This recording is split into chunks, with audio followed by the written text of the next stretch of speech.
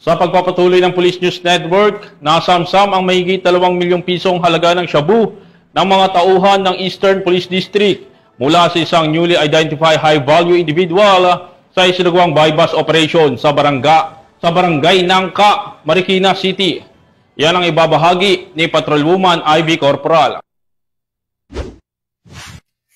Muling nasakot din ng mga operatiba ng Eastern Police District sa isinagawang bypass operation ang isang sospek na dati nang nahuli sa kasong droga sa barangay Nangka, Marikina City. Kinilala ang sospek na si alias Rubin, 32 anyos, residente ng San Mateo, Rizal at ngayon ay newly identified high-valued individual. Nakuha sa kanya ang 295 gramo ng hinihinalang shabu na nagkakahalaga ng 2,006,000 pesos. Mahaharap siya sa kasong paglabag sa Section 5 at 11 ng Republic Act 9165 o mas kilala bilang Comprehensive Dangerous Drug Act of 2002.